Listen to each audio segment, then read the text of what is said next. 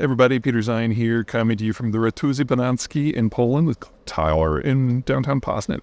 A lot of you have written in about some of the news that's coming about from Iran about the potential of them actually having an active nuclear weapon at this point, and I need to take some air out of that argument. First of all, these announcements are coming from members of parliament in Iran that are ultranationalists, so it's kind of like having Cory Bush or Marjorie Taylor Greene announce policies for the government, so don't take that too seriously.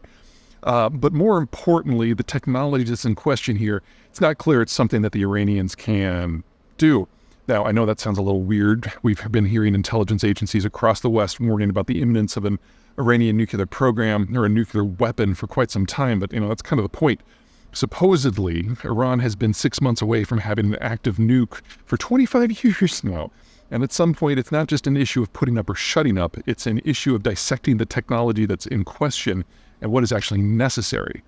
So to have a uranium explosive device, you have to do something that's called implosion, which is basically having a series of very precision-milled explosive plates that surround a plutonium or uranium core and all explode in at the same time in order to compress the sphere of enriched material, which then triggers a runaway chain reaction that triggers the actual mushroom cloud. This is harder than it sounds, because if you have any flaw in that, or if one of the plates doesn't go off at exactly the right time, then you don't get that implosion, and the explosion, instead of funneling in, goes out through one of those spots, and then the nuclei never collide, and you never actually get the nuclear reaction. So getting this all right is very difficult, and it's something that, yes, the United States figured out in the 40s, and other countries have cracked the code since, but that doesn't mean it's easy. And there is no sign at this point that the Iranians have figured out how to do that. Because if you did do it, not only would you get a nuclear explosion, but you would be able to detect that with, say, earthquake monitors. So from the point that that happens, you then enter into this really weird spot where you've demonstrated the ability to crack the atom, but you haven't demonstrated the ability to actually deliver that explosion where you want it. See, the thing is, this device that can do this is going to be fairly large, fairly heavy, and difficult to hurl at someone. So if you've demonstrated that you can capture the power of the atom but not deliver it, that is the time when anyone who doesn't like you is going to hit you very, very, very, very hard to prevent you from getting a deliverable weapon. And Iran knows this. Iran knows that if they manage to demonstrate that they can crack the atom but not deliver it, then everyone will be after them. So the question is whether they can do it or not. I would say they can't, because they haven't. And even if they did, all that would do is open up a whole Pandora's box of security problems for them. So am I concerned about Iran for any number of reasons? Sure. This doesn't make my list. Now, that does raise the question of the broader question of who might want a nuke.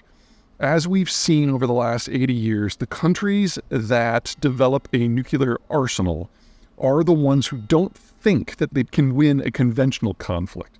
So Israel has nukes because they were worried that we're going to be overwhelmed by the Arabs. India has nukes because it was concerned about a war with Pakistan, and vice versa. China has nukes because they were concerned about Japan and the United States, and so on and so on. And so the countries that the United States has traditionally been concerned about are the ones who might find themselves in a conventional war with the United States. Iran obviously falls into that category. But if you're looking forward, it's probably going to be a different list of countries that are on the proliferation list. Because if the United States backs away from some of its security commitments, the math changes. During the Cold War and since, the United States has a series of alliances that basically underwrite the security of any number of countries. And some American nationalists see that as a problem, see these countries as freeloaders.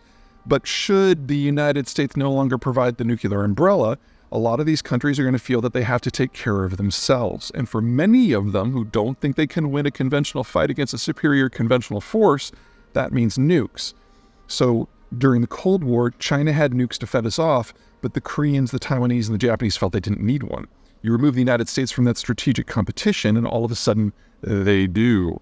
And all three of those countries, Japan, South Korea, Taiwan, have civilian nuclear programs and could easily build a bomb in a matter of days or weeks. In the Middle Eastern theater, it's not so much Iran that I worry about as, say, Saudi Arabia, who may not have the technical expertise to build a bomb, but they certainly have the cash to buy one. And in the European theater, if the Americans, for whatever reason, are AWOL, and you're dealing with the Russians, you have a whole list of countries that are going to want nukes. Kazakhstan, Finland, Sweden, Germany, and above all else, Poland. So for people who are arguing that nuclear proliferation is an issue, I say, yeah, it is. But the suspects are not the usual ones.